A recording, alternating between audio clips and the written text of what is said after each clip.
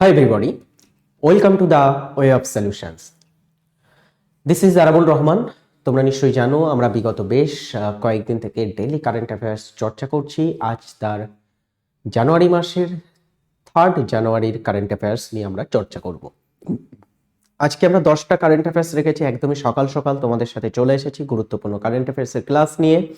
প্রতিদিন সকাল 6টাতে তোমরা এই ক্লাসটা দেখতে পাবে আমাদের দ্য ওয়ে অফ সলিউশন যে চ্যানেল, সেখানে আপলোড করা হচ্ছে।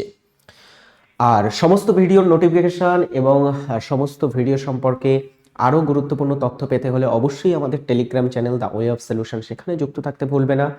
যেখানে যুক্ত হলে তোমরা সমস্ত ভিডিও কিন্তু লিঙ্ক পেয়ে যাবে। চাকরির পরীক্ষার জন্য তোমরা আমাদের দ্য TWS একাডেমি অ্যাপটাকে ডাউনলোড করতে পারো এবং আমাদের সাথে যোগাযোগ করতে পারো পেইড ব্যাচে ভর্তি হয়ে সেরা চাকরির প্রিপারেশন নেওয়ার জন্য। বর্তমানে TWS একাডেমিতে রিসেন্টলি আমরা একটা ব্যাচ লঞ্চ করেছি, সেটি হচ্ছে ডিয়ার স্টুডেন্টস WEP কনস্টেবল বা WEPর SI সহ কেপি কনস্টেবল, কেপি SI সব মিলে একটা কম্বাইন্ড ব্যাচ, যেটাকে আমরা পুলিশ WEP কেপি ব্যাচ নাম দিয়েছি। সেই ব্যাচটাতে তোমরা যুক্ত হলে সমস্ত পুলিশের পরীক্ষার প্রিপারেশন একটা ব্যাচ থেকে নিতে পারবে। সেটা হচ্ছে ফাউন্ডেশন ব্যাচ, সেটা নিয়ে আমরা পরে আলোচনা করব অবশ্যই। চলো আজকের কারেন্ট অ্যাফেয়ার্স শুরু করি। বলা হচ্ছে 2026 থেকে 2029 সালের মধ্যে মেয়েদের জন্য ব্যাডমিন্টন ওয়ার্ল্ড ফেডারেশন বা BWF অ্যাথলেটস কমিশনের চেয়ারম্যান হিসেবে কে নির্বাচিত হয়েছেন? রিসেন্টলি একজন ব্যক্তি তিনি নির্বাচিত হয়েছেন, তিনি হচ্ছেন PV সিন্ধু।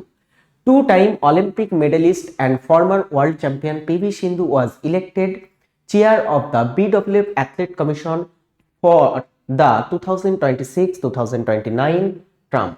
অর্থাৎ তিনি এই টার্মের ভিতরে 2 বছরের তিনি বা দুবারের কিন্তু অলিম্পিক গোল্ড মেডেলিস্ট। আমরা জানি তিনি দুবার অলিম্পিক গোল্ড মেডেল পেয়েছেন বিটুইন দা কত সালে পেয়েছিলেন। একটা হচ্ছে 2016 সালে তিনি পেয়েছিলেন রৌপ্য পদক এবং 2020 সালে তিনি পেয়েছিলেন ব্রোঞ্জ পদক। তো দুবারের অলিম্পিকে গোল্ড মেডেল পেয়েছেন, ব্যাডমিন্টন খেলার সাথে তিনি যুক্ত। রিসেন্টলি তিনি এই পদে কিন্তু অধিষ্ঠিত হয়েছেন। চলো আমরা নেক্সট কোশ্চেন্সে আসবো। নেক্সট কোশ্চেন হচ্ছে সম্প্রতি ইকো সেন্সিটিভ জোন বা ESG হিসাবে ঘোষিত পার্বতী আরগা পক্ষী অভয়ারণ্য কোন রাজ্যে অবস্থিত? রিসেন্টলি সম্প্রতি ইকো সেন্সিটিভ জোন হিসাবে এটা ঘোষিত হয়েছে পার্বতী আরগা পক্ষী অভয়ারণ্য। এটা কোন রাজ্যে বা কোন স্থানে অবস্থিত আছে? এটা আমরা সঠিক উত্তর করব উত্তরপ্রদেশ। এটা আজকের খুব দারুণ একটা কারেন্ট অ্যাফেয়ার্স এবং এটা থেকে আমাদের প্রশ্ন আসতে পারে। আর এটা একটু জেনে রাখো, the government has declared the Parvati Arga bird sanctuary of Uttar Pradesh as an eco sensitive zone. তো এটাকে ইকো সেন্সিটিভ জোন হিসাবে রিসেন্টলি কিন্তু আমরা দেখব ঘোষণা করা হয়েছে। পরেরটা, okay, Coal India Limited CIL এর নতুন CEO চিফ এক্সিকিউটিভ অফিসার বা CEO হিসাবে সম্প্রতি কাকে নিযুক্ত করা হয়েছে? প্রমোদ আগরওয়াল, বি সাইরাম, অনিল কুমার ঝা এবং শ্রীধর পাত্র। বলো তো দেখি, রিসেন্টলি কোল ইন্ডিয়া লিমিটেড বা CIL এর নতুন CEO হিসাবে নিযুক্ত হয়েছেন বি সাইরাম। কে? B Sairam. Option B is right answer আমরা দেখতে পাচ্ছি। দেখো কি বলা হচ্ছে তথ্য, B Sairam appointed as the chief executive officer of Coal India Limited. ওই সেম জিনিসটা। পরেরটা দেখি, অ্যালপাইন SG পাইপার্স দলের হয়ে কোন দুই বিখ্যাত দাবাড়ু খেলেছেন যাদের পারফরমেন্স এই জয়ে গুরুত্বপূর্ণ ভূমিকা রেখেছেন? আচ্ছা, এটা পুরো সম্পূর্ণ কোশ্চেন্সটা আমার আনা হয়নি। অ্যাকচুয়ালি কোশ্চেন্সটা কি হবে, রিসেন্টলি অ্যালপাইন SG পাইলার্স এরা কিন্তু ওয়ার্ল্ড চেস চ্যাম্পিয়নশিপ জিতেছে। ওকে, চেস চ্যাম্পিয়নশিপ জিতেছে। অ্যান্ড এই অ্যালপাইন SG পাইলার্স এর হয়ে যে দুটি দাবাড়ু খেলেছেন তারা হচ্ছেন আর প্রজ্ঞানাথ এবং Anish Giri. Indian Grandmaster R. Pragyananda and Anish Giri's Alpine SC Pipers, এটা Pipers হবে, Pipers clinched the Global Chess League 2025 Season 3 title. এটা হচ্ছে কি হয়েছে তাহলে, গ্লোবাল চেস লিগে তারা কিন্তু চ্যাম্পিয়ন জিতে হয়েছে। তো এখানে এই জয় নয়, গ্লোবাল চেস লিগে জয়ে গুরুত্বপূর্ণ ভূমিকা রেখেছে। ওকে, তো beating defeating champions Triveni Continental Kings in the final in Mumbai। তো ত্রিভেনী কন্টিনেন্টাল কিংস কে তারা ফাইনালে হারিয়েছে। ওড়িশার প্রশাসনিক ইতিহাসে প্রথম মহিলা মুখ্য সচিব বা চিফ সেক্রেটারি হিসাবে সম্প্রতি কে নিযুক্ত হয়েছে? বা কে নিযুক্ত হলেন? ওড়িশার ইতিহাসে বা ওড়িশার গভর্নমেন্ট বা ওড়িশা সরকারের ইতিহাসে যদি আমরা দেখি, প্রথম মহিলা চিফ সেক্রেটারি কাকে নিযুক্ত করা হয়েছে? এটা হচ্ছে অনু গার্গকে রিসেন্টলি নিযুক্ত করা হয়েছে। 1991 আইএস ব্যাচের একজন স্টুডেন্টস অনু গার্গ, বা 1991 আইএস ব্যাচ থেকে তিনি আসেন। IAS officer Anu Garg appointed Odisha chief secretary, first women to hold post. এই পোস্টে তিনি প্রথম মহিলা হিসেবে অ্যাপয়েন্ট হয়েছেন। সম্প্রতি তেল দূষণ মোকাবিলায় ভারতীয় উপকূলরক্ষী বাহিনী বা ইন্ডিয়ান কোস্ট গার্ড কোথায় RPREX 2025 মহড়াটি পরিচালনা করেছে? একটা মহড়া পরিচালনা করেছে। এই মহড়াটি কোথায় পরিচালনা করা হয়েছে?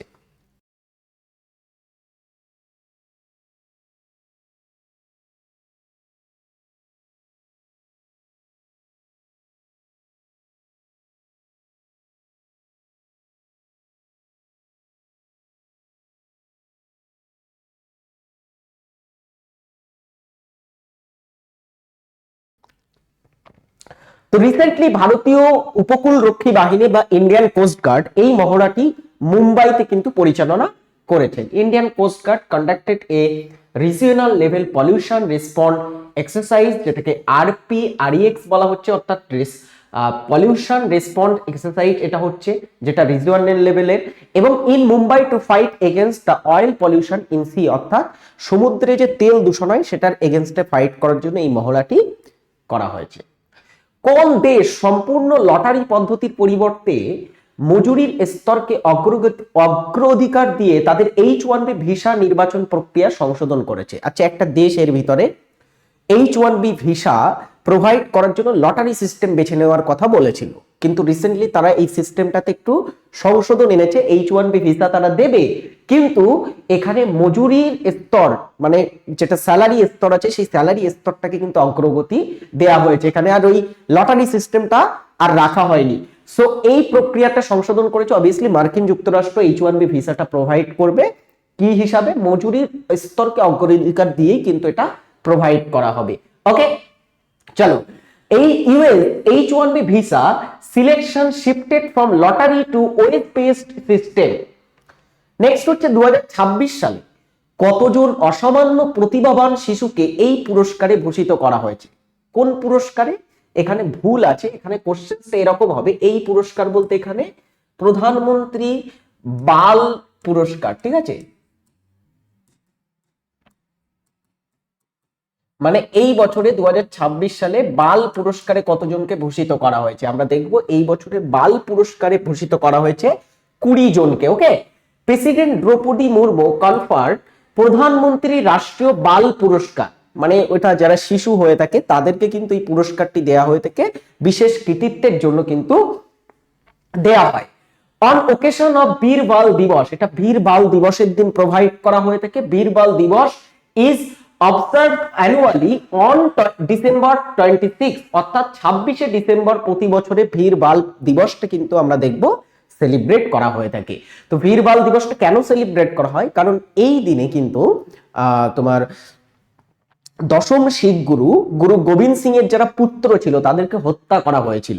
ওকে, তো সেই দিনটাকে অ্যাকচুয়ালি স্মরণে রেখে 26শে ডিসেম্বর দিনটাতে বীর বাল দিবস, এই দিনটাতে একটা পুরস্কার দেওয়া হয়ে থাকে, সেটা হচ্ছে প্রধানমন্ত্রী রাষ্ট্রীয় বাল পুরস্কার। এবং কেন দেওয়া হয়? বীর বাল দিবসটাকে স্মরণে রেখে দেওয়া হয়। ওকে, এই বছরে 20 জন চিলড্রেন্সকে 18টা স্টেট এবং ইউনিয়ন টেরিটরি থেকে এটাকে প্রদান করা হয়েছে। 20 জন শিশু এই বছরে এই পুরস্কারটি পেয়েছেন। কে দিয়েছেন? এটা রাষ্ট্রপতি দ্রৌপদী মুর্মু কিন্তু প্রোভাইড করেছেন। উত্তরাখণ্ডের পরে ভারতের দ্বিতীয় রাজ্য হিসেবে কোন রাজ্য সম্প্রতি ইন্ডাস্ট্রিয়াল হেল্প চাষ শুরু করার অনুমোদন বা অনুমতি দিয়েছে? ভারতের প্রথম ইন্ডাস্ট্রিয়াল হেল্প চাষ শুরু করেছিল কারা? সেটা হচ্ছে উত্তরাখণ্ড। কিন্তু সেই উত্তরাখণ্ডের পরিবর্তে রিসেন্টলি হিমাচল প্রদেশ, তারই প্রতিবেশী একটা রাজ্য, তারা এই ইন্ডাস্ট্রিয়াল হেল্প চাষ কিন্তু শুরু করার অনুমোদন পেয়েছে বা অনুমতি দিয়েছে। ওকে, নেক্সট আমরা পরেরটা দেখব। Himachal Pradesh start cultivation of industrial hemp. Okay, চলো পরেরটা আমরা দেখি। 87তম সিনিয়র ন্যাশনাল ব্যাডমিন্টন চ্যাম্পিয়নশিপে ওমেন সিঙ্গেল খেতাব কে জয় করেছে? 87তম ন্যাশনাল, জাতীয় লেভেলে ব্যাডমিন্টন চ্যাম্পিয়নশিপের ওমেন সিঙ্গেলস মানে মহিলাদের সিঙ্গেলসে রিসেন্টলি চ্যাম্পিয়ন হয়েছেন কে? তিনি হচ্ছেন Surya Charishma Tamir. Surya Charishma Tamiri wins women singles title at 87th senior national badminton championship, অর্থাৎ সিনিয়র ন্যাশনাল ব্যাডমিন্টন চ্যাম্পিয়নশিপে তিনি 87তম কিন্তু চ্যাম্পিয়নশিপটা জিতেছেন এই বছরে। চলো এবারে আমরা দেখি নেক্সট কিছু আমরা জিকে জি এর প্রশ্ন দেখবো। তার আগে বলে রাখি ডব্লিউপি এবং কেপি ফাউন্ডেশন 2026 এর আমাদের ব্যাচ চলে এসেছে। যারা এখানে অ্যাডমিশন নিতে ইচ্ছুক তারা অবশ্যই টিডব্লিউএস একাডেমির সাথে যুক্ত হতে পারো। টিডব্লিউএস একাডেমি অ্যাপটা ডাউনলোড করো এবং সেখান থেকে দ্রুত আজই কিন্তু অ্যাডমিশন নিয়ে ফেলো।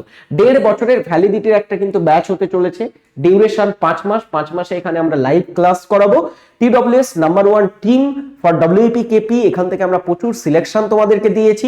তো অবশ্যই পুরো টিম তোমাদের পাশে থাকবে, তার জন্য অবশ্যই কিন্তু এখানে যুক্ত হতে হবে তোমাদের। সোম থেকে শনি ইন্টারঅ্যাক্টিভ ক্লাস পাবে, সাথে সাথে পিডিএফ পাবে, মক টেস্ট পাবে, প্র্যাকটিস ক্লাস পাবে, প্রচুর জিনিস তোমাদের এখানে প্রোভাইড করা হবে। এক কথায় বলতে গেলে সম্পূর্ণ বেসিক থেকে কিন্তু তৈরি করে দেওয়া হবে। যারা বেসিক থেকে প্রিপারেশন নিতে ইচ্ছুক, যারা বেসিক থেকে প্রিপারেশন নিচ্ছ, তারা কিন্তু এই ব্যাচে ভর্তি হতে পারো। বুঝেছো? চলো আমরা নেক্সট আজকের প্রশ্ন আসি, সেটা হচ্ছে অন্ধ্রপ্রদেশ রাজ্যে অবস্থিত ভারতের একটি স্বাদু জলের হ্রদ কোনটি? আচ্ছা, খুব দারুণ একটা কোশ্চেন। স্বাদু জলের হ্রদ আবার অন্ধ্রপ্রদেশে অবস্থিত কোনটি এর ভিতরে? তো প্রথমে আমরা একটু স্বাদু জলের হ্রদ বার করবো। এর ভিতরে আমরা দেখছি চিল্কা হ্রদ, এটা কিন্তু স্বাদু নয়, এটা হচ্ছে লবণাক্ত জলের হ্রদ। ঠিক আছে, লবণাক্ত প্রকৃতির হ্রদের মধ্যে পড়ে। ভালো কথা। লোকটাক হ্রদটা কিন্তু স্বাদু জলের হ্রদ। কোথায় পড়ছে লোকটাক হ্রদ?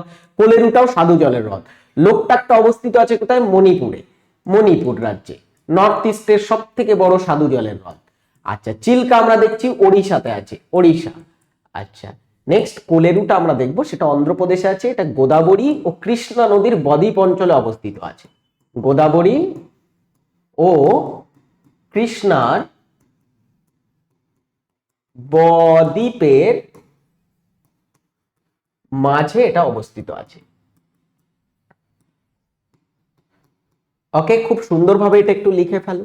আচ্ছা, পুষ্কর হ্রদটা কোথায় আছে? এটা তোমাদের হোমওয়ার্ক দেওয়া থাকবে, বাড়ির কাজ দেওয়া থাকবে, কমেন্ট বক্সে জানাবে পুষ্কর হ্রদটা ভারতের কোথায় অবস্থিত আছে। ওকে, তোমাদের এটা বাড়ির কাজ দেওয়া থাকলো, কমেন্ট বক্সে সকলে এটার উত্তর জানাবে। পরেরটা গঙ্গা অ্যাকশন প্ল্যান, যেটাকে আমরা জিএপি বলছি, গ্যাপ। গঙ্গা অ্যাকশন প্ল্যান কোন সালে চালু হয়েছিল? খুব দারুণ একটা কোশ্চেন সেটা। সকাল সকাল ক্লাস, একদমই ভোরবেলা ক্লাস। তো বলো কি হবে উত্তর? এটা গঙ্গা অ্যাকশন প্ল্যান কোন সালে চালু হয়েছিল? এটা চালু হয়েছিল 1985, 1985 সালে চালু হয়েছিল। ওকে, পরেরটা মানুষের উৎপত্তি হয়েছে কোন মহাদেশে? এই যে মানুষ আমরা দেখতে পাই, এই মানুষের উৎপত্তি কোন মহাদেশে হয়েছে? Europe, Asia, Africa, Australia? Homo sapiens বা মানুষের উৎপত্তি আমরা যদি দেখি, সেটা হয়েছে কোথায়? আফ্রিকা মহাদেশে আদি মানুষের বসবাস ছিল। আদি মানুষের বসবাস আমরা আফ্রিকাতে দেখতে পাবো। ওকে, আফ্রিকার বিশেষ করে উত্তর পূর্ব আফ্রিকা লাইক ইথিওপিয়ার মতো যে দেশগুলো আছে, সেখানে কিন্তু মানুষের সব থেকে পুরনো কঙ্কাল পাওয়া গেছে। পরেরটা ভারতের ইতিহাসে মহাবিদ্রোহের ফলে কোন ঘটনার সূচনা বা কোন ঘটনার সূচনা হয় বা কোন ঘটনার সূচনা করে মহাবিদ্রোহ? মহাবিদ্রোহের ফলে ভারতে পর্তুগিজ শাসন আসে। আচ্ছা, প্রথমে দেখি আমরা মহাবিদ্রোহ কখন হয়েছিল। 1800 কত সালে? 57 সালে আমরা দেখব মহাবিদ্রোহ হয়, যেটাকে আমরা সিপাহী বিদ্রোহ বা ভারতের প্রথম ইন্ডিপেন্ডেন্ট ওয়ার বা ভারতের প্রথম স্বাধীনতা যুদ্ধ হিসাবেও বিবেচনা করে থাকি। বিনয় দামোদর সাভারকর 1857 এই মহাবিদ্রোহকে কিন্তু বলেছেন ভারতের প্রথম স্বাধীনতা যুদ্ধ, তার বইতে বলেছেন। তো এই যে 1857 যে মহাবিদ্রোহ হয়, এই মহাবিদ্রোহের ফলে কি হয় সেটাতে আমরা অবশ্যই আসবো। মুঘল সাম্রাজ্যের পতন ঘটে। মুঘল সাম্রাজ্য 1526 সাল থেকে শুরু করে 1857 সাল পর্যন্ত কিন্তু সার্ভ করেছিল ভারতে। শেষ মুঘল সম্রাট কে ছিলেন একটু জেনে রাখবে। শেষ মুঘল সম্রাট যিনি ছিলেন, তিনি হচ্ছেন দ্বিতীয় বাহাদুর শাহ। দ্বিতীয় বাহাদুর শাহ। এই দ্বিতীয় বাহাদুর শাহের আরেকটা নাম আছে, কি নাম? জাফর। জাফর নামে তিনি লেখালেখি করতেন, উর্দুতে কবিতা লিখতেন, জানো? তিনি হচ্ছেন শেষ মুঘল সম্রাট। ইনি মহাবিদ্রোহের নেতৃত্ব দিয়েছিলেন দিল্লিতে। আর এনাকে ট্রান্সফার করে বা মুঘল সাম্রাজ্যের থেকে বার করে তাকে রেঙ্গুনে নির্বাসিত করে দেওয়া হয়েছিল। ব্রিটিশরা রেঙ্গুনে তাকে নির্বাসিত করে দেয়, আর এইভাবে মুঘল সাম্রাজ্যের পতন ঘটে। ইনি শেষ মুঘল সম্রাট। আচ্ছা, মারাঠা আধিপত্য কখনোই না, মারাঠা আধিপত্য ঘটেছিল সেই ঔরঙ্গজেবের সময় 1700-র দিকে, ঠিক আছে? তো মারাঠা আধিপত্য নয়। ভারতের ব্রিটিশ শাসনের প্রতিষ্ঠা এটাও নয়। কিভাবে হয় ভারতে ব্রিটিশ শাসনের প্রতিষ্ঠা? পলাশির যুদ্ধ 1757, আরেকটা হচ্ছে বক্সার যুদ্ধ যেটা আমরা দেখবো 1764। দুটো যুদ্ধ খুব ইন্টারেস্টিং ভারতে ব্রিটিশ শাসন প্রতিষ্ঠার পেছনে। আর পর্তুগিজদের শাসন কবে হয়? 1505 সালে প্রথম পর্তুগিজরা পাকাপাকি ভাবে শাসন কার্য শুরু করে দেয়। আবার 1510 সালে আমরা দেখবো তারা কিন্তু গোয়াকে তাদের রাজধানী হিসাবে বেছে নেয়। তো 1500 সালের দিকে বা 1505-10 সালের দিকে পর্তুগিজরা শাসন শুরু করে। তো এটা অনেক আগের বিষয়, এগুলো অনেক আগের বিষয়। মুঘল সাম্রাজ্যের পতন এটা অনেক পরের বিষয়। এটাই কিন্তু অ্যাকচুয়ালি সঠিক উত্তর হবে এটার। পরেরটা, কাঁচ বা গ্লাসকে অনেক সময় অতি শীতলীকৃত সান্দ্র তরল বলা হয়ে থাকে। কাঁচের গঠন কিরূপ? স্ফটিক আকার, আকারবিহীন, সূক্ষ্ম ছিদ্রযুক্ত নাকি ধাতব স্ফটিক? দেখো, কাঁচ বা গ্লাস যেটা হয়ে থাকে, গ্লাসটাকে আমরা একটা নাম দিচ্ছি, বলা হচ্ছে অতি শীতলীকৃত সান্দ্র তরল। তো অতি শীতলীকৃত সান্দ্র তরল এটাকে আমরা বলছি। এটার কিন্তু কোনো আকার নেই, কারণ আমরা দেখছি এখানে তরল বলা হয়েছে। তরলের কোনো আকার থাকে? জলের কি কোনো আকার আছে? নেই। তো এখানে আকার বিহীন এটা। ওকে, স্ফটিক আকার যদি বলা হয়, এটার একটা উদাহরণ দেখো, হিরে। হিরেটা কিন্তু আবার স্ফটিক আকারের, ঠিক আছে? এটা একটু জেনে রাখবে, স্ফটিক আকারের হচ্ছে হিরে। চলো পরেরটা, দক্ষিণ এশিয়ার প্রথম দেশ হিসাবে ভারত কোন শহরে global centre for traditional medicine হু এর সহায়তায় গড়ে তুলছে বা তুলেছে? দক্ষিণ এশিয়ার প্রথম দেশ ভারত, বা সাউথ ইস্ট এশিয়ার প্রথম দেশ হচ্ছে ভারত, যারা global centre for traditional medicine এটা তৈরি করছে। কার সহায়তায়? WHO বা ওয়ার্ল্ড হেলথ অর্গানাইজেশনের সহায়তায়। মানে এটা কোথায় গড়ে তুলছে? সেটা হচ্ছে জামনগর, যেটা আমরা দেখবো গুজরাট রাজ্যে অবস্থিত আছে। তো গুজরাট রাজ্যে জামনগরে এটা গড়ে উঠছে। মুঘল যুগে মনসব বলতে কি বোঝানো হতো? খুব ভালো একটা কোশ্চেন সেটা। মুঘল যুগে মনসব বলতে আমরা কি বুঝতাম? আজকাল কিন্তু কোশ্চেন টাফ হচ্ছে পরীক্ষায়, তা কোশ্চেন কিন্তু সেই কারণে আমি টাফ করছি। এই যে সেগমেন্টটা কারেন্ট অ্যাফেয়ার্স, এখানে প্রচুর স্টুডেন্টস আছে যারা WBCS প্রিলিমস পরীক্ষা দিতে চলেছে। তো WBCS প্রিলিমস যারা দিতে চলেছে তাদের প্রচুর কাজে আসবে এই কোশ্চেন গুলো, কারণ হিস্ট্রি থেকে প্রচুর কোশ্চেন থাকে আমরা জানি WBCS এ, বিশেষ করে মডার্ন হিস্ট্রির উপরে, ন্যাশনাল কংগ্রেসের উপরে বা তাদের কাজের উপরে প্রচুর কোশ্চেন থাকে। আমি সেখান থেকে কিছু কিছু কোশ্চেন প্রতিদিন নিয়ে আসবো। এটা দেখি, মুঘল যুগে মনসব বলতে কি বোঝানো হতো? সেটা হচ্ছে সামরিক কর্মকর্তাদের যে পদমর্যাদা সেটাকে বোঝানো হতো মুঘল যুগে। আচ্ছা, এই মনসবকে, এটাকে মনসবদারি প্রথা বলা হতো। একটুখানি জেনে রাখবো, মনসবদারি এই যে প্রথা, এই মনসবদারি প্রথা কে চালু করে? একটু বলো তো দেখি, কে চালু করেছিল? এটাকে আমি বলে দেবো নাকি বাড়ির কাজ দেবো? এটা বাড়ির কাজ দেওয়া থাক। মনসবদারি প্রথাটা কে চালু করেছে? আচ্ছা, বাড়ির কাজটা একটা দিয়েছি, তাহলে বলেই দিই, মনসবদারি প্রথা কে চালু করে? আমরা দেখবো সেটা হচ্ছে আকবর কিন্তু চালু করেছিল। মুঘল সম্রাট আকবর বা আকবর দ্য গ্রেটার যাই বলো, তিনি কিন্তু শুরু করেছিলেন মনসবদারি প্রথা। খুব দারুণ একটা কোশ্চেন। পরেরটা, দার্জিলিং হিমালয়ান রেলওয়ে কোন সালে ইউনেস্কো ওয়ার্ল্ড হেরিটেজ সাইটের মর্যাদা পায়? 1983, 1983-তে প্রথম ভারতের কিছু স্থানকে ওয়ার্ল্ড হেরিটেজ সাইটের মর্যাদা দেওয়া হয়েছিল। ভারতে প্রথম 4টি স্থানকে ওয়ার্ল্ড হেরিটেজ সাইটের মর্যাদা দেওয়া হয়। সেই স্থানগুলো ছিল কি? একটা হচ্ছে তাজমহল, যেটা আমরা জানি কোথায় আছে তাজমহলটা, মুঘল সম্রাট শাহজাহান নির্মাণ করেছিল। এটা অবস্থিত আছে আগ্রার যমুনা নদীর তীরে। আর কি আছে? আগ্রা ফোর্ট বা আগ্রা দুর্গ। আগ্রা দুর্গ এটাও কিন্তু 1983, 1983 সালে ওয়ার্ল্ড হেরিটেজ সাইটের মর্যাদা পেয়েছিল। 1983-তে আরো ওয়ার্ল্ড হেরিটেজ সাইটের মর্যাদা পেয়েছিল কি? আরো ওয়ার্ল্ড হেরিটেজ সাইটের মর্যাদা পেয়েছিল আমরা যদি দেখি, সেটা হচ্ছে অজন্তা গুহা, অজন্তা ও ইলোরা। এগুলো ডিয়ার স্টুডেন্টস ওয়ার্ল্ড হেরিটেজ সাইটের মর্যাদা পায় 1983-তে। সো এখান থেকে একটু জিনিস জেনে রাখবো আমরা, সেটা হচ্ছে এগুলো হচ্ছে ভারতের প্রথম ওয়ার্ল্ড হেরিটেজ সাইট। এখন বর্তমানে ভারতে 44টি আমরা ওয়ার্ল্ড হেরিটেজ সাইট দেখতে পাবো। এর ভিতরে সব থেকে রিসেন্ট ওয়ার্ল্ড হেরিটেজ সাইট হচ্ছে মারাঠা সামরিক ভূদৃশ্য, যার ভিতরে 12টি মারাঠা ফোর্টকে কিন্তু বা 12টি মারাঠা দুর্গকে কিন্তু ওয়ার্ল্ড হেরিটেজ সাইটে তালিকাভুক্ত করা হয়েছে একটাই ওয়ার্ল্ড হেরিটেজ সাইট হিসাবে, সেটা হচ্ছে মারাঠা সামরিক ভূদৃশ্য বা মারাঠা মিলিটারি ল্যান্ডস্কেপ হিসাবে। আচ্ছা, এর আগে আমরা দেখব 43তম ওয়ার্ল্ড হেরিটেজ সাইট হিসেবে 2024 সালে অ্যাড হয়েছিল মৈদাম কবর প্রথা। মৈদামটা কোথায় আছে? আসাম রাজ্যে পাবো আমরা, আসামের মৈদাম কবর প্রথা। তার আগে 2023 সালে ওয়ার্ল্ড হেরিটেজ সাইট হিসেবে মর্যাদা পেয়েছিল শান্তি নিকেতন। শান্তি নিকেতন, এইবারে দেখো শান্তি নিকেতন তো আমরা দেখলাম কোথায় আছে? পশ্চিমবঙ্গে আছে। এটা একটা পশ্চিমবঙ্গের world heritage site. Darjeeling Himalayan railway পশ্চিমবঙ্গের ওয়ার্ল্ড হেরিটেজ সাইট, এটা আমরা 1999 সালে ওয়ার্ল্ড হেরিটেজ সাইট হিসেবে ঘোষণা হতে দেখবো। এছাড়া পশ্চিমবঙ্গে আরো একটা ওয়ার্ল্ড হেরিটেজ সাইট আছে, টোটাল 3টে ওয়ার্ল্ড হেরিটেজ সাইট পশ্চিমবঙ্গে আছে। আর একটার নাম কি? সেটা হচ্ছে Sundarban world heritage site. Sundarban হচ্ছে একটা ওয়ার্ল্ড হেরিটেজ সাইট, হয়েছিল 1987 সালে। এই হচ্ছে পশ্চিমবঙ্গের world heritage site. World heritage সাইটের উপর থেকে এই কয়েকটা তথ্য একটু ভালো করে জেনে রাখো। Next question, the Lords of Rings এবং দ্য হ্যাবিট উপন্যাসের লেখককে। দ্য লর্ডস অফ রিংস এর উপরে সিনেমাও তৈরি হয়েছে এবং এই সিনেমাটা 11টি অস্কার পেয়েছিল। ঠিক আছে, 11টি অস্কার পায় এই সিনেমাটি। এছাড়া আরেকটা সিনেমা আছে জেমস ক্যামেরনের বিখ্যাত টাইটানিক সিনেমা। টাইটানিক বলে সিনেমাটা, এটাও কিন্তু 11টি অস্কার পায়। জেমস ক্যামেরনের টাইটানিক সিনেমা কতগুলো অস্কার পেয়েছে? 11টি অস্কার পেয়েছে। দ্য লর্ডস অফ রিংসও 11টি অস্কার পেয়েছিল। দ্য হ্যাবিট, এটাও একটা উপন্যাস। তো এই যে উপন্যাস, এই দুটি উপন্যাসের লেখক হচ্ছেন জন টলকিন বা John Ronald Tolkien. J K Rowling লিখেছেন বিখ্যাত the Harry Potter. Harry Potter সিরিজের লেখক কে? সেটা হচ্ছে জে কে রাউলিং, ব্রিটিশ লেখিকা।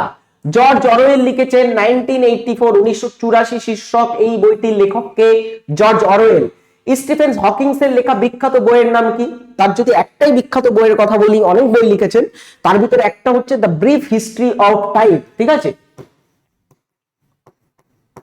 হিস্ট্রি অফ টাইম বলে এই বইটা কে লিখেছেন? The brief history of time শীর্ষক বইটা লিখেছেন স্টিফেন হকিং। নেক্সট, বিশ্বের বৃহত্তম মহাদেশ কোনটি? আমরা জানি বিশ্বের মধ্যে টোটাল নাম্বার অফ মহাদেশ হচ্ছে 7টি মহাদেশ আছে। তো 7টি মহাদেশের ভিতরে সব থেকে বড় মহাদেশ কোনটি? অ্যাকচুয়ালি সব থেকে বড় যদি আমরা মহাদেশ দেখি সেটা কি?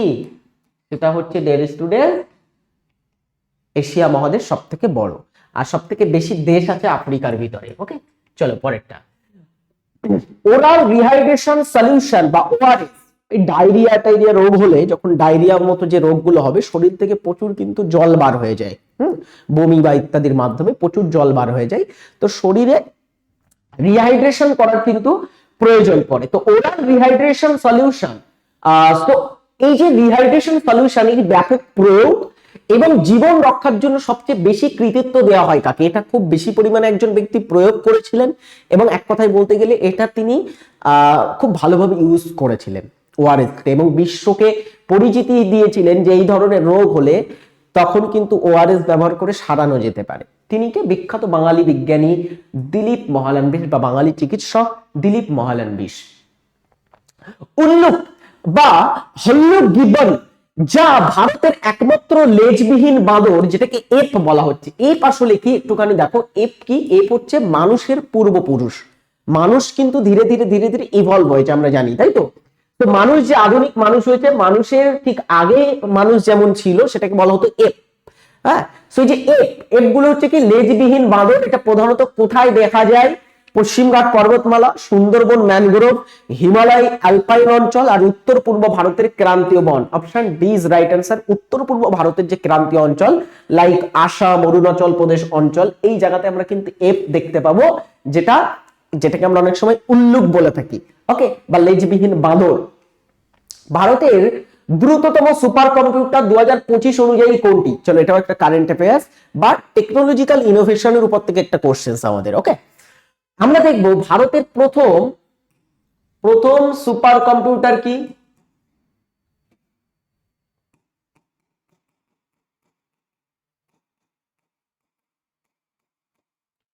ভারতের প্রথম সুপার কম্পিউটার কোনটি? ভারতবর্ষের প্রথম সুপার কম্পিউটারের নাম হচ্ছে পরম 8000, এটা হচ্ছে ভারতের প্রথম সুপার কম্পিউটারের নাম। কি? পরম 8000। কিন্তু 2025 অনুযায়ী এর থেকেও শক্তিশালী একটা সুপার কম্পিউটার হচ্ছে ঐরাবত, ভারতের একটা সুপার কম্পিউটার। সুপার কম্পিউটার গুলো বিশেষ করে সায়েন্টিফিক রিসার্চের ক্ষেত্রে কাজে লাগানো হয়। ইসরো বা ইত্যাদি যে মানে আমাদের সায়েন্টিফিক রিসার্চ ইনস্টিটিউট আছে তারা কিন্তু ইউজ করে থাকে সাধারণত। পক্সো অ্যাক্ট কবে কার্যকর হয়? ওকে, এটা পক্সো অ্যাক্টটা কবে কার্যকর হয়? এটা 2012 তে কার্যকর হয়েছিল POCSO act. The POCSO act, protection of children from sexual offences act 2012, এটার ফুল ফর্ম অ্যাকচুয়ালি, পক্সোর ফুল ফর্ম এটা। চিলড্রেন সেক্সুয়াল অফেন্স থেকে অফেন্সের উপর একটা আইন ছিল, সেটা হচ্ছে 2012 সালে পাশ হয়েছিল। নেক্সট হচ্ছে সুন্দরবন কোন নদীগুলোর ডেল্টায় অবস্থিত আছে? এটা একটা ইজি কোশ্চেন। দেখি, সুন্দরবন বিশ্বের বৃহত্তম নদী বদ্বীপ। তো সুন্দরবন বদ্বীপ, এটাকে আমরা গঙ্গা ব্রহ্মপুত্রর বদ্বীপও বলি, অর্থাৎ গঙ্গা ব্রহ্মপুত্র আর মেঘনার বদ্বীপ অঞ্চলে পাবো। এই দিক থেকে গঙ্গা নদী আসছে, গঙ্গা যখন বাংলাদেশে প্রবেশ করছে এটার নাম হয়ে যাচ্ছে পদ্মা, ঠিক আছে, পদ্মা। আর এদিক থেকে এই যে ব্রহ্মপুত্র নদী আসছে, এটা যখন বাংলাদেশে যাচ্ছে নাম হচ্ছে যমুনা। আর এই পদ্মা আর যমুনা যখন মিলিত হচ্ছে, এর মিলিত প্রবাহের নাম হচ্ছে মেঘনা। তো পদ্মাটাই গঙ্গা আর যমুনাটাই ব্রহ্মপুত্র। তো আমরা বলতে পারি ব্রহ্মপুত্র, গঙ্গা এবং মেঘনা এই তিনটে মিলে কিন্তু তৈরি করছে কি আমাদের সুন্দরবন বদ্বীপ অঞ্চল। চলো পরেরটা দেখি। আমাদের প্লাস্টিক ব্যবহার করা থেকে বিরত থাকা উচিত, কারণ উৎসেচক প্লাস্টিক ভেঙে ফেলতে পারে না, প্লাস্টিক জলে দ্রবণীয়, প্লাস্টিক দীর্ঘস্থায়ী নয়, প্লাস্টিক কীটপতঙ্গ দ্বারা সহজেই ক্ষয়প্রাপ্ত হয়। কি হবে উত্তর? আমরা দেখবো এটা সঠিক উত্তর হচ্ছে অপশন এ, কারণ প্লাস্টিক ভাঙে না, প্লাস্টিক ক্ষয় হয় না। বাকি মনে করো কাঠ আছে, কাঠ এটা কি বায়োডিগ্রেডেবল? কাঠ কিন্তু মাটিতে মিশে যাবে। হ্যাঁ, উদ্ভিদ বা প্রাণীজ যে সমস্ত উৎসগুলো আছে সেগুলো কিন্তু মাটিতে মিশে যেতে পারে, এর ফলে তেমন লং টার্ম ক্ষতি হয় না। কিন্তু প্লাস্টিক বছরের পর বছর কিন্তু মাটিতে থেকে যাবে, এর ফলে আমাদের প্রচুর ক্ষতি হবে। একদম ইজি বিষয়। তো এখানে উৎসেচক প্লাস্টিক ভাঙতে পারে না। উৎসেচক বলতে এখানে ব্যাকটেরিয়া বা ইত্যাদিকেও বোঝানো হচ্ছে, তারা কিন্তু প্লাস্টিক ভাঙতে পারে না। বাদামি গুহা কোন রাজ্যে অবস্থিত? একটা হিস্টোরিক্যাল গুহা এবং একটা ধর্মীয় গুহা হিসেবে পরিচিত বাদামি গুহা। আমরা দেখলাম না একটু আগে, দেখলাম অজন্তা বা ইলোরা গুহা, ইলোরা গুহা। আর কি দেখলাম? অজন্তা গুহা। এই যে গুহাগুলো আছে এগুলো কোথায় আছে? এগুলো হচ্ছে মহারাষ্ট্রে আছে, তাই তো। আবার তুমি যদি ওড়িশা রাজ্যে চলে যাও, বিখ্যাত দেখতে পাবে উদয়গিরি গুহা, উদয়গিরি গুহা। তারপরে আর কি দেখতে পাবে? খণ্ডগিরি গুহা। এরকম ভারতে প্রচুর গুহা আছে। উদয়গিরি এবং খণ্ডগিরি গুহা কোথায় আছে আমরা বলবো সেটা হচ্ছে উড়িষ্যাতে আছে। আর কর্ণাটকে বাদামি গুহা আছে। Karnataka right answer. বর্তমানে টাইগার সেন্সাস বা টাইগার গণনা অনুযায়ী 2024-25 রিপোর্ট অনুযায়ী কোন রাজ্যে বাঘের সংখ্যা সর্বাধিক? সেটা হচ্ছে আমরা দেখব মধ্যপ্রদেশ। মধ্যপ্রদেশকে টাইগার স্টেট অফ ইন্ডিয়া বলা হয়। স্টেট অফ ইন্ডিয়া আমরা কাকে বলছি? টাইগার স্টেট অফ ইন্ডিয়া বলা হচ্ছে মধ্যপ্রদেশকে। চলো পরেরটা। ইউজিসি কোন শিক্ষা স্তরের সাথে সম্পর্কিত? ইউজিসি কিসের সাথে সম্পর্কিত? খুব ভালো একটা কোশ্চেন, এটা খুব দারুণ একটা কোশ্চেন। ইউজিসি বিশ্ববিদ্যালয় শিক্ষার সাথে যুক্ত। ইউজিসি মানে হচ্ছে কি? University grants commission of India. University grants commission, এটা প্রথম পঞ্চবার্ষিকী পরিকল্পনায় স্থাপিত হয়, ঠিক আছে, প্রথম পরিকল্পনায় স্থাপিত হয়। আচ্ছা নেক্সট, উইম্বলডন ট্রফি কোন খেলার সাথে যুক্ত? খুব দারুণ একটা কোশ্চেন এটাও। উইম্বলডন ট্রফি কোন খেলার সাথে অ্যাসোসিয়েট আছে? অবভিয়াসলি এটা টেনিস খেলার সাথে যুক্ত। টেনিসের সবথেকে পুরনো গ্র্যান্ড স্ল্যাম টুর্নামেন্ট হচ্ছে উইম্বলডন। ওকে, আচ্ছা চলো আমরা এবারে দেখি আমাদের বর্তমানে কি কি ব্যাচ চলছে টিডব্লিউএস একাডেমিতে। এই সমস্ত ব্যাচগুলো চলছে, সাথে সাথে আমি দেখালাম একটু আগে আমাদের নতুন একটা ব্যাচ চলে এসেছে। হ্যাঁ, ডব্লিউপি কেপির জন্য ফাউন্ডেশন ব্যাচ, সেখানে তোমরা যুক্ত হতে পারো। বাকি আরো বিভিন্ন ব্যাচে ভর্তি আমাদের কাছ থেকে সেরা চাকরি প্রিপারেশন নিতে পারো। এই হচ্ছে আমার আজকের ক্লাসটি কেমন লাগলো অবশ্যই কমেন্ট করে জানাবে। আশা করবো ক্লাসটি তোমাদের খুবই ভালো লেগেছে। একদমই সকাল সকাল তোমাদের সামনে সরাসরি এসে হাজির হলাম। তো আশা করবো এই ঠান্ডার ভিতরে অনেকে সকাল বেলাতে মানে একদমই কম্বলের মধ্যে থাকে, কিন্তু আমার সেই সুযোগ নেই, আমার আরো সকালে উঠতে হয় অ্যান্ড এই জিনিসগুলো কারেন্ট অ্যাফেয়ার্স গুলো প্রোভাইড করতে হয়, ডেইলি কারেন্ট অ্যাফেয়ার্স কালেক্ট করার জন্য কিন্তু আমার অনেক সকালে উঠতে হয়, বুঝেছো? তো আজকের ক্লাসটি কেমন লাগলো, আর আমার ক্লাসটা আশা করবো খুব ভালো লেগেছে। তো কমেন্ট বক্সে অবশ্যই সকলে জানাবে। Take care, tata, bye. হ্যাঁ, চলো নেক্সট ক্লাসে দেখা হচ্ছে।